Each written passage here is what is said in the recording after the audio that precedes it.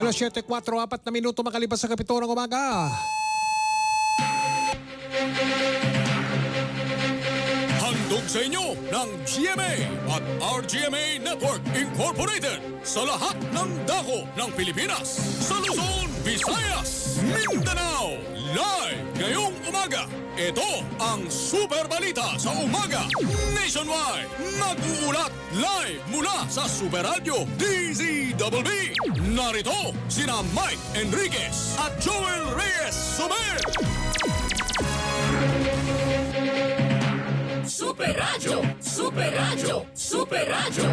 Magandang umaga Luzon, magandang umaga Visayas, magandang umaga Mindanao. Narito po ang mga headline ng ating Super Balita sa mga nationwide, worldwide, netwide para sa Martes ng umaga ito. Unang Martes ng Nobyembre 2020, First Tuesday, November 3 at 3 mga kapuso 2020. Super Radio!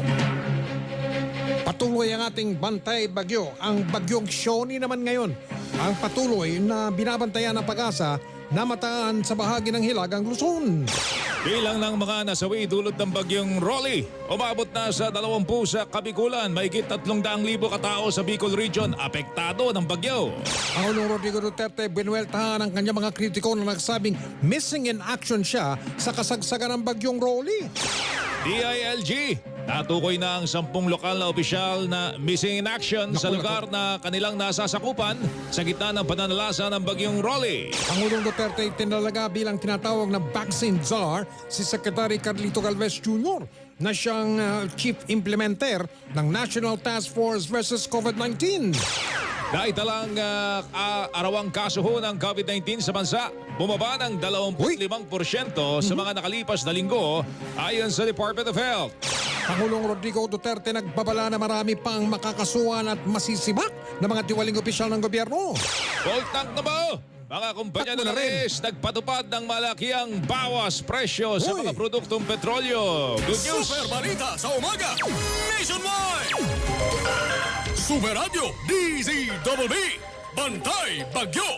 Oras po natin, 6 na minuto makalipas sa kapito ng umaga. Radyo na! TV pa. Wala na po nakataas na anumang babala ng bagyo sa anumang panig ng Pilipinas. Ang bagyong Rolly ay huling namataan sa layong 450 kilometro sa kanlurang bahagi ng Iba, Zambales.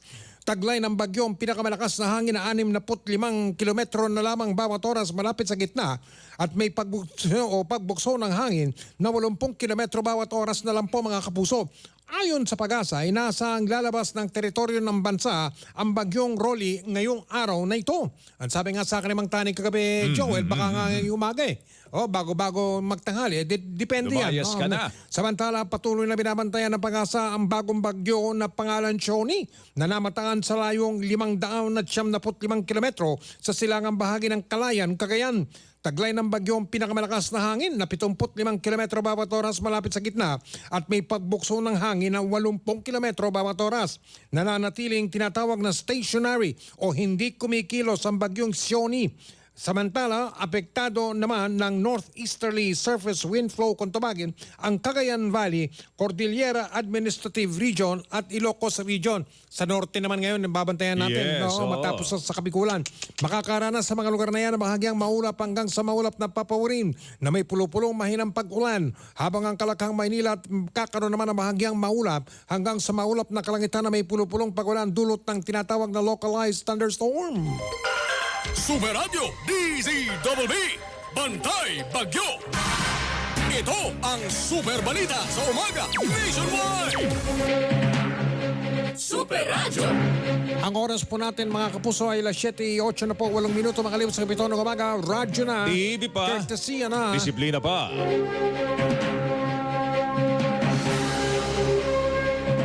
Umabot na po sa 20 ang bilang ng mga nasawi dulot ng pananalasa na bagyong Rolly sa Kabikulan.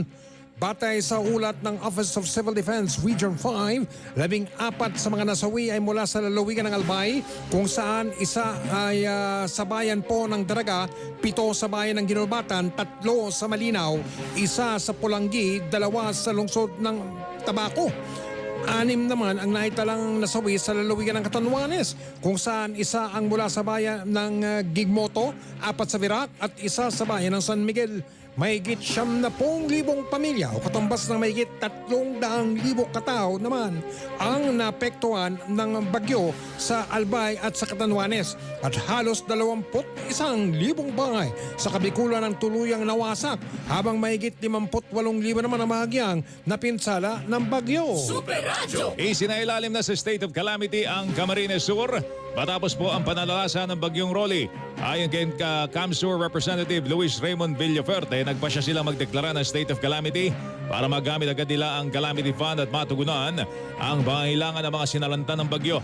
Nauna rito mapilaan ng agarang tulong ang mambabatas at anak niyang si Camarines Sur Governor Mix Villaferte kay Pangulong Rodrigo Duterte para sa 80,000 pamilyang pinaka-naapektuhan sa lalawigan ng manalasa doon ng bagyo. Batay sa tala ng CAMSUR Provincial Disaster Risk Reduction and Management Council, umigit kumulang nasa 251,000 pamilya o katumbas ng mahigit sa 1,000,000 katao ang naapektuhan ng bagyong Rolly. Oras po natin ay umuusad unti-unti. Alas 7:10 minuto makalipas sa kapito ng umaga. Radyo na. TV pa. Umaabot na po sa 1.7 piso ang halaga ng pinsala sa sektor ng agrikultura na idinulot ng bagyong Rolly. Ayon kay Agriculture Secretary William Dar, pinakamatinding naapektuhan ang mga palayan. Anya ay 1.7 bilyong piso halaga ng pinsala sa sektor ng agrikultura. 68% dyan ay palay. Ang production losses na ay nasa 1.7 billion pesos na po. If that would include infrastructure damages. Ang karamihan po dito, ito po ang palay po, 68%. Tinig po yan ni Agriculture Secretary William Dar. Samantala, umabot naman sa 5.6 na bilyong piso ang kabuuang halaga ng pinsalang tinamo ng mga infrastruktura. Ayon kay Public Works and Highways Secretary Mark Villar, 4.5 bilyong pisong pinsala sa infrastruktura ay mula sa Kabikulan. At matapos manalasa ang bagyong Rolly, sinabi ni Villar na patuloy ang kanilang clearing operation sa 18 nasarhan na mga kalsada, dulot ng pagguho ng lupa, pagbaksak ng mga poste ng kuryente at mga puno, pati na po ng baha. There are 18 road sections closed due to traffic dahil sa Typhoon Rolly. 2 po sa Cordillera Administrative Region, 2 po sa Region 3, 1 po sa Region 4, at 12 po sa Region 5. This is due to series of slides, fallen trees, electrical posts, and flooding. Itinig po yan ni DPWH Secretary Mark Villar. Super Radio. Ininspeksyon ni Pangulong Rodrigo Duterte ang lawak po ng pinsalang tinamo ng Bicol Region. Sa aerial inspection, tumambad sa Pangulo ang bagsik ng Super Typhoon Rolly. Sa larawang ibinahagi ni Senator Christopher Bongo kasama niyang Pangulo sakay ng helicopter.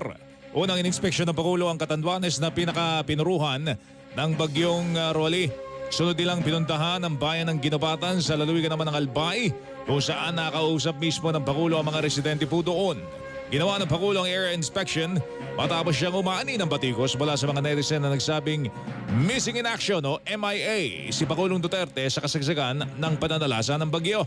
Sa gitna nito, binweltahan ng Pangulo ang kanyang mga kritiko. Kaya nga ako nung nauwi, itong mga ugok naman sabi wala ako. I was waiting for the typhoon to pass. Then lumipad ako. Kung wala kayong patay, okay lang. Kami may mga patay, kailangan umuwi kami doon sa amin.